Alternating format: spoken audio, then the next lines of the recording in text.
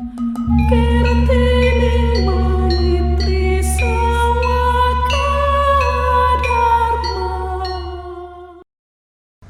Swastiastu.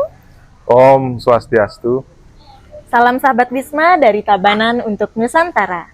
Sahabat Bisma dimanapun berada, semoga senantiasa dalam keadaan sehat dan berbahagia.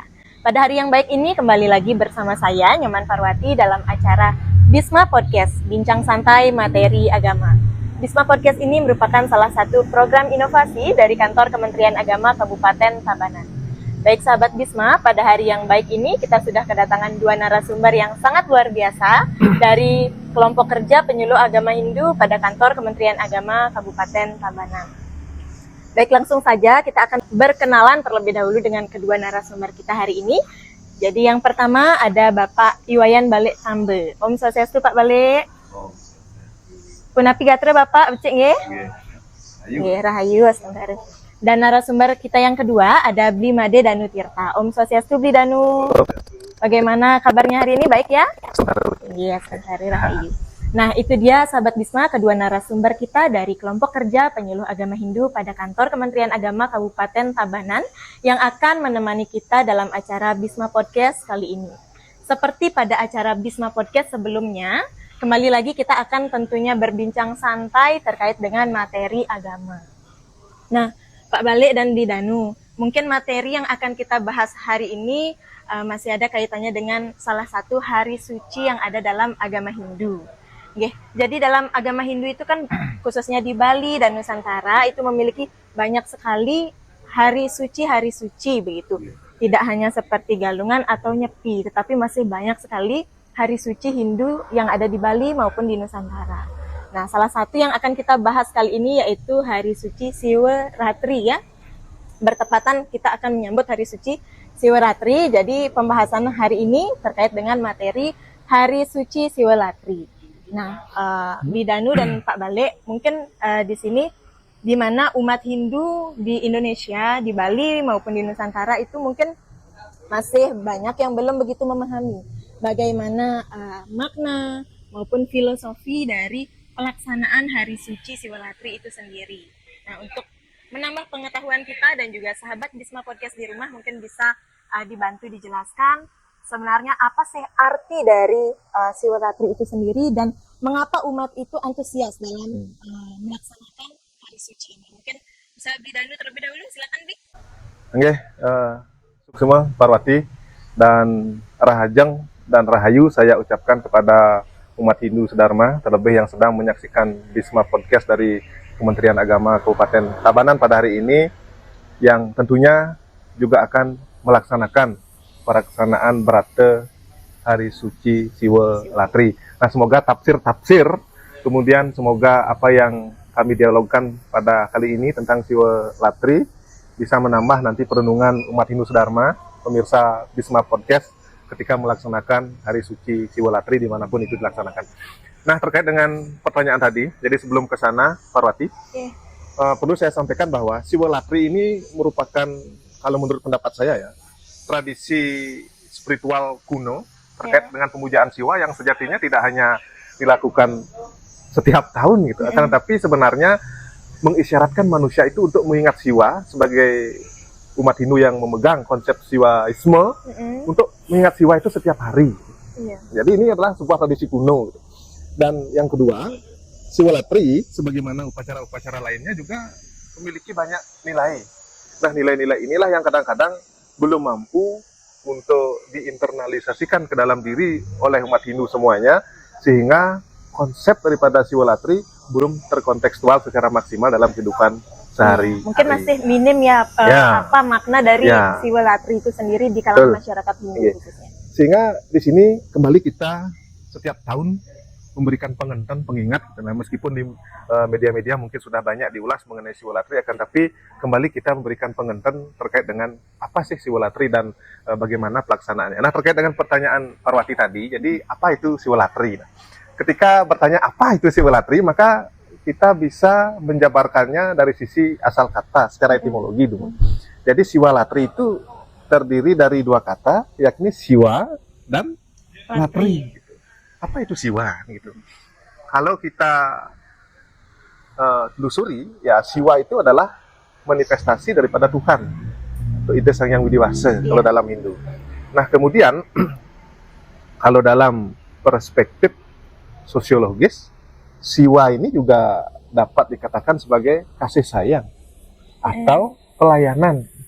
Kenapa demikian? Karena ada istilah sewaka. Iya, Ya, sewaka. sewaka. Nah, hal ini sangat berkaitan dengan kondisi di lapangan di mana umat itu dituntun untuk melakukan kasih sayang, dituntun untuk melakukan pelayanan sebagai bagian juga penyembahan kepada Siwa itu sendiri. Nah, kemudian tentunya dari perspektif teologis, Siwa itu seperti yang kita ketahui bersama, maka Siwa adalah bagian daripada Trimurti dalam Hindu, yakni 3 kekuatan Tuhan. Ada Brahma, ada Wisnu, dan ada Siwa itu sendiri. Brahma sebagai pencipta, Wisnu sebagai pemelihara, dan Siwa itu dikatakan sebagai pelebur. Gitu. Dengan demikian, secara teologis pula, Siwa itu siapa? Ya Tuhan itu sendiri. Gitu. Nah, dengan demikian, dapat kita simpulkan bahwa Siwa itu sendiri adalah manifestasi Tuhan yang secara teologis lebih memiliki sifat sebagai pelebur, gitu. Karena ada istilah Siwa Rudra. Siwa Rudra itulah sebagai pelebur, gitu. Bukan penghapus. Kalau penghapus ya hilang semuanya. Kalau pelebur masih ada unsurnya, akan tetapi dilebur atau disimpulkan dalam bentuk lain. Nah, itu ya itu Siwa. Kemudian Latri kurang lebih kalau tidak salah itu Latri berasal dari bahasa Jawa kuno yang artinya malam dan gelap, juga bisa diartikan Latri itu sendiri. Sehingga dengan 2 komponen arti kata tadi, yakni Siwa dan Latri, maka kesimpulan pertama, kalau menurut pendapat Titiang puniki, Siwa Latri itu adalah Siwa yang awidya, Siwa yang gelap atau Siwa yang mengalami kegelapan. Nah, ini menarik untuk dibahas nanti selanjutnya. Kemudian yang kedua adalah Siwa Latri merupakan peleburan atas hasil Siwa yang awidya, atas hasil Siwa yang gelap.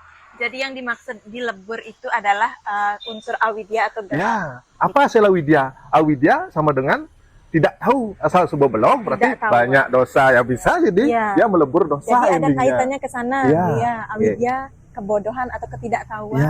Itulah yang harus dilebur. Ya, maka saya menganggap bahwa antara Siwa Latri dan Saraswati, Siwa Latri, Saraswati itu sama-sama merupakan brata dan sangat perhimpitan maknanya, karena di sini adalah terkait dengan kegelapan. Kalau dalam Siwa, ya malamnya Siwa yang gelap. Kalau dalam Saraswati mengutamakan dia widya. Widya adalah berlawanan dengan awidya. Nah, demikian komen terkait dengan pengertian daripada Siwa Latri. Nah, sahabat Wisma, jadi sangat menarik sekali tadi penjelasan dari Bli Danu terkait dengan apa itu Siwa Latri begitu ya. Jadi kaitannya Siwa Latri ini sebenarnya tidak hanya dilaksanakan ketika malam tilem sase kepitu, tetapi hendaknya setiap harinya karena merupakan peleburan purwaning tilem kepitu, tetapi pada dasarnya harusnya setiap harinya melakukan peleburan terhadap kegelapan yang ada dalam diri kita dengan melakukan pelayanan. Karena tadi disebutkan Siwa itu memiliki makna juga bisa diartikan dengan sewana yang dimana berarti pelayanan gitu. Dengan kita melaksanakan pelayanan itu merupakan salah satu bentuk bakti kita terhadap Dewa Siwa juga begitu nggih. Nah, Bli, dalam pelaksanaan hari suci Siwa Latri ini begitu umat Hindu melaksanakannya ketika purwaning tilem sasih kepitu begitu nggih. Nah, mungkin di umat Hindu pada umumnya itu lebih mengetahui makna Siwa Latri itu dari kisah cerita Lubdake ya. Cerita Lubdake ini sangat populer begitu ya di kalangan masyarakat khususnya umat Hindu. Nah, sebenarnya agar kita tidak salah memaknakan cerita Lubdake ini kaitannya dengan Siwa Latri begitu, sebenarnya apa sih korelasi atau hubungan dari cerita Lubdake dengan perayaan hari suci Siwa Latri begitu? Bisa dibantu Pak Yan dijelaskan kepada sahabat Bisma Podcast? Baik. Sobat Bisma, Om Swastiastu. Tadi sudah dijelaskan terkait dengan pengertian. Jadi bisa kita tegaskan bahwasanya yang namanya risiolatri itu bukan penghapusan ya, Iya, tapi bukan itu penghapusan. peleburan. Peleburan. Jadinya ibaratkan besi, kalau kita lebur itu merubah bentuk saja. Ya, masih Esensinya memiliki nilai yang utuh, Betul. tetapi dalam bentuk yang berbeda. Iya. Ya. Terus seperti yang ditanyakan Parwati terkait dengan cerita Lubdake, kubahan lempu Tanakung yang sangat populer di masyarakat. Tentunya ini syarat dengan makna, syarat Iya. dengan filosofi.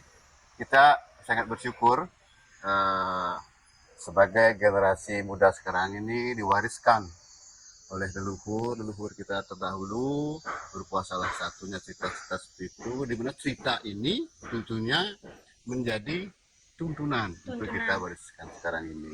Baik, terkait dengan cerita Lubdake yang dikubah oleh Empu Tanakung, siapa sebenarnya Lubdake? Ya, Nah, itu dulu. dan juga ada istilah Tanakung. Lubdake itu kan lobo dan daki. Oh, begitu. Lobe dan daki. Tanakung kan artinya tanpa akung itu cinta, tanpa cinta. Sobat Bisma, ini menarik sebenarnya. Dalam podcast ini kita sampaikan Tanakung yang namanya Lubdake. Ya kita semua ini artinya esensi yang namanya Lubdake, lobe dan daki. Kita ini kan kotor. Makanya Om Papu Karmaan ina kotor manusia ini. Dikaitkan dengan contoh lagi satu biar tidak lupa yang namanya Tanakung tanpa cinta. Sekarang ini coba kita lihat. Kita kan disebut manusia utama. Mapaniking dari wong utama juga yo. Kan gitu istilah seseorang disebutkan utama. Tapi dalam keberadaan yang namanya manusia utama itu, manusia juga paling kejam, maaf ya.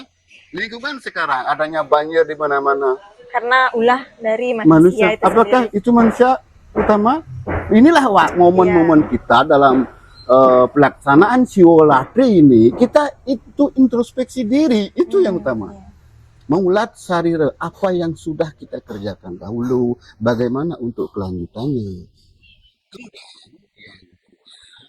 Dalam pelaksanaan siwolatri ini, kita kan keseharian kita pemenuhan indria.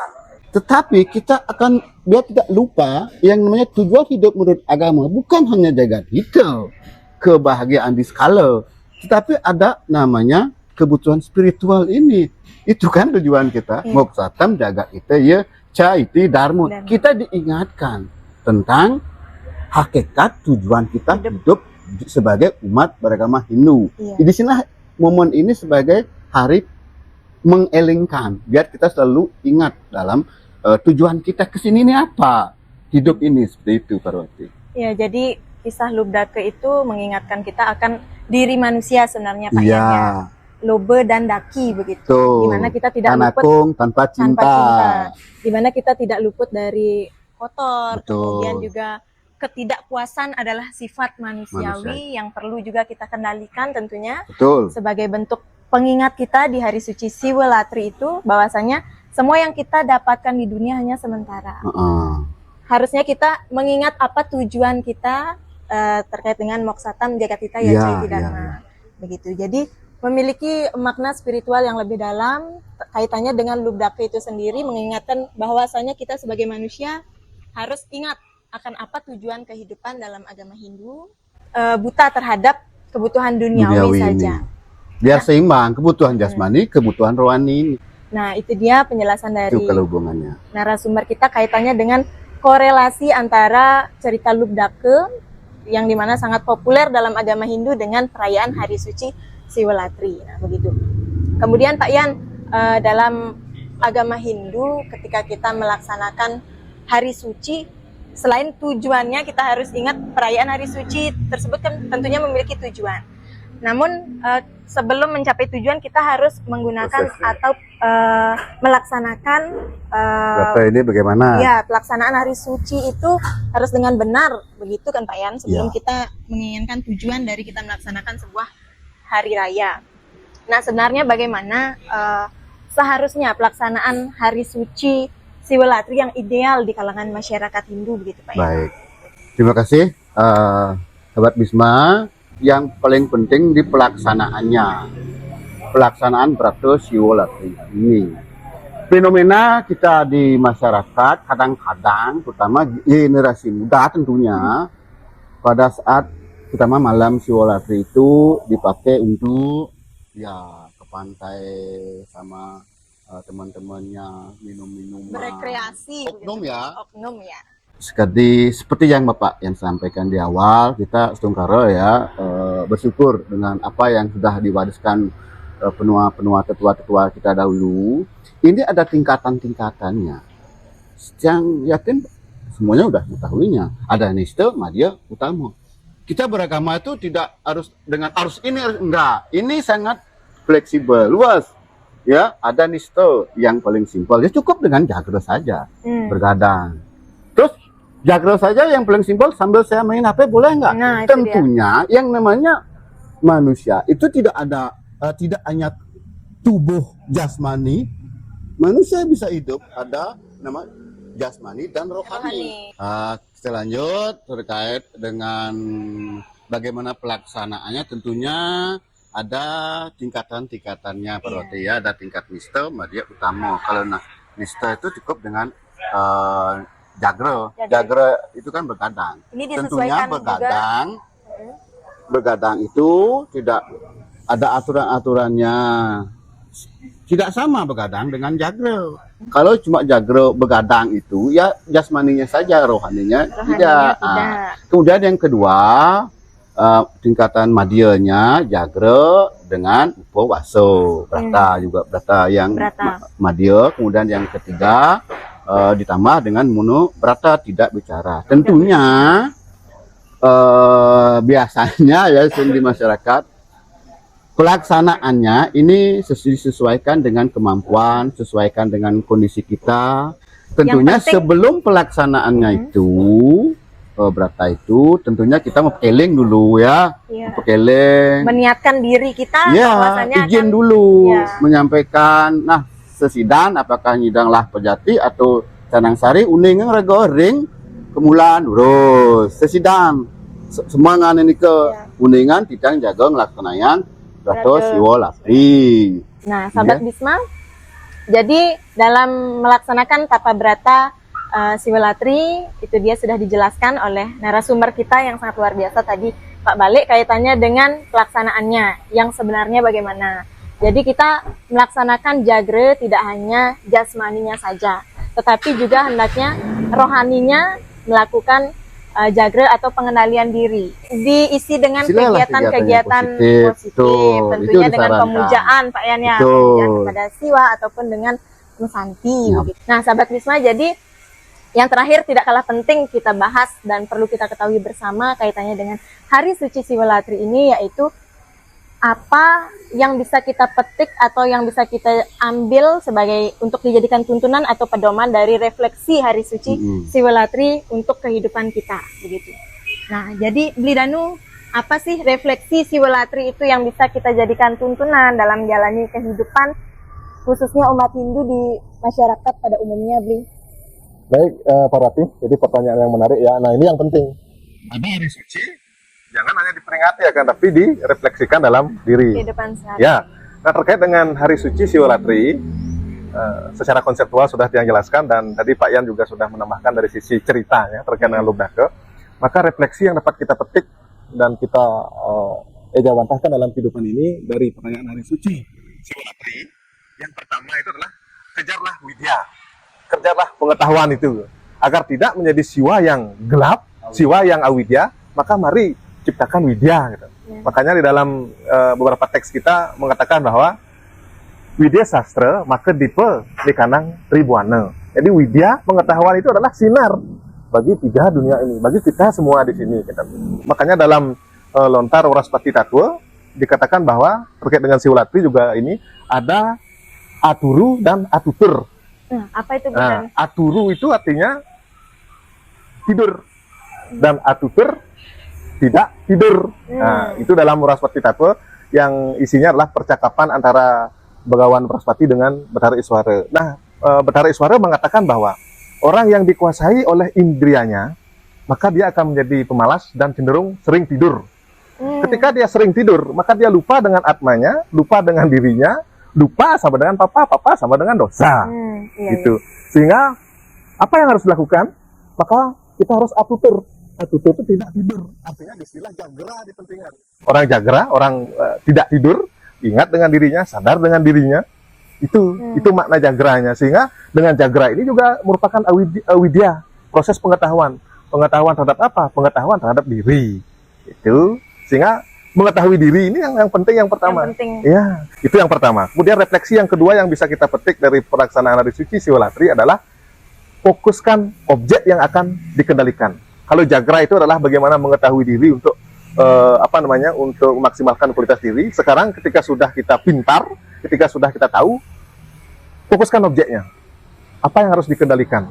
Makanya di sini yang harus dikendalikan itu adalah nafsu.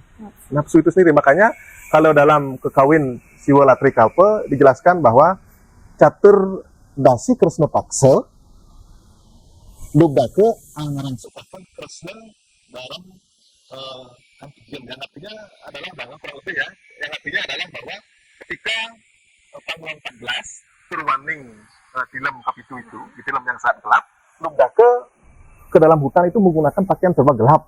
Gelap itu artinya apa? Noda. Apa yang sekarang kita fokus kendalikan adalah noda. Noda itu nafsu itu sendiri.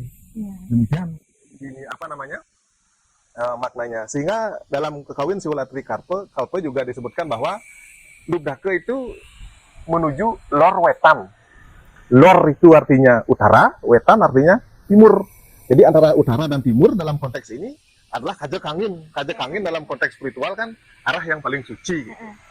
Makanya lubdake disarankan untuk menuju ke arah suci. Nah, kalau kita lihat sekarang ada timur laut. Lawan lurus daripada timur laut di mana? Di barat daya. Barat daya. Nah, secara teologis siapa yang berstana di barat daya adalah Rudra. Siwa Rudra. Rudra itulah lebur. Maka ketika Anda ingin ke timur laut menuju yang suci, leburlah. Apa yang dilebur? Nafsu-nafsu itu. Makanya seperti yang saya katakan tadi, siwalatri lebih tepat dikatakan sebagai peleburan. Bukan penghapusan. Kalau menghapus bertolak belakang dia dengan konsep karma pala. Jadi itu perlu kita tegaskan ya, karena kebanyakan di masyarakat beredar itu atau yang diketahui oleh masyarakat pada umumnya penghapusan dosa begitu ya. Jadi dosa itu tidak bisa Tidak dihapus bisa. sebenarnya. Apa guna konsep karma pala? Ya, betul. Apa konsep karena pala apabila itu bisa dihapuskan gitu. Nah, yang terakhir dari realisasikan siwa sejati dalam diri. Karena selama ini kita dikenalkan 3 konsep mengenali ketuhanan itu sendiri secara skala, secara niskala skala, secara niskala. Saguna, nirsaguna, kemudian nirguna. Makanya ini tahapan. Nah, patuh, teken, lubdake, mongkot, punyan, kayu, bila, bayang. Inilah tahapannya. Jadi mengenali siwa dulu dari sisi molik, dari sisi tafsir dan pergulakan ideologi. Dan kemudian bagaimana kita memahami siwa yang sesungguhnya, yaitu bagaimana melaksanakan siwa dalam diri dan berlaku sebagaimana nilai-nilai ketuhanan itu sendiri. Nah, demikian 3 makna refleksi yang terkait dengan siwalatri yang bisa kita jadikan sebagai tuntunan dalam hidup. Jadi yang pertama adalah kejarlah pengetahuan. Yang kedua, fokus apa yang akan kita kendalikan ketika memiliki pengetahuan. Yang ketiga, mari realisasikan siwa atau Tuhan itu sendiri dalam diri. Demikian, Tarati. Ya, jadi sangat menarik sekali pembahasan kita hari ini bersama dengan Bidanu dan Pak Yan Bale. Terima kasih banyak atas informasinya, atas penerangannya kaitannya dengan Hari Suci Siwalatri. Jadi kita sekarang sudah mengetahui bukan hanya mentah gitu cerita lubdake naik pohon begitu ya, tetapi memiliki makna yang lebih dalam dari cerita tersebut, yang dimana tidak jauh dari pengendalian diri, kemudian kita harus belajar agar terbebas dari awidya, yang dimana awidya itu sumber dari dosa. Karena dengan kebodohan kita akan menciptakan dosa juga, ketidaktahuan begitu ya. Kemudian bagaimana pelaksanaannya juga sudah dikupas tuntas tadi oleh narasumber kita. Dan yang terakhir saya simpulkan dari pembahasan kita hari ini, yaitu di mana mari kita jadikan Hari Suci Siwalatri ini sebagai bentuk untuk menyadarkan diri kita akan pentingnya ingat akan diri sendiri, tidak melupakan apa itu tujuan dari kehidupan dalam agama Hindu. Kemudian tentunya kita harus belajar selalu, menambah pengetahuan agar kita dapat dituntun ke hal yang lebih baik, terhindar dari paku atau dosa itu sendiri. Nah, sahabat Bisma Podcast dimanapun berada, semoga informasi yang diberikan oleh kedua narasumber kita hari ini bermanfaat untuk kita semua. Terima kasih sudah menyaksikan Bisma Podcast dari awal sampai akhir. Apabila terdapat kesalahan maupun kekeliruan selama acara ini berlangsung, kami memohon maaf yang sebesar-besarnya. Dan saya mengucapkan selamat menyambut Hari Suci Siwalatri. Semoga dengan pelaksanaan Hari Suci Siwalatri ini dapat menjadikan kita manusia yang lebih baik lagi, ingat akan diri dan apa itu tujuan dari kehidupan dalam agama Hindu. Dan jangan lupa untuk selalu like, comment, share, dan subscribe channel ini agar menambah semangat kami dalam memberikan informasi keagamaan kepada sahabat Bisma Podcast di rumah. Dan akhir kata kami tutup dengan para mesanti. Om Santi Santi Santi Om. Om Santi Santi Santi Om.